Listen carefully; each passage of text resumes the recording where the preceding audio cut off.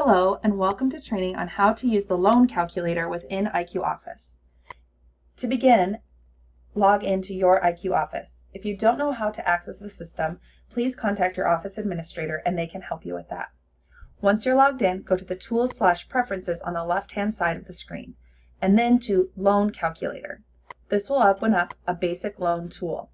Please note the disclaimer at the bottom of the screen that this information is intended to be used as a guideline and may not reflect the actual payments of the loan.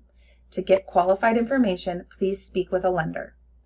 You can change the term of the loan amount, as well as the interest rate and annual taxes. Once you've entered in all information, click Calculate. This will show an approximate payment of the loan below. This has been training on how to use the loan calculator within IQ Office. We are in the business of helping you to work smarter, and we hope you make it a great day.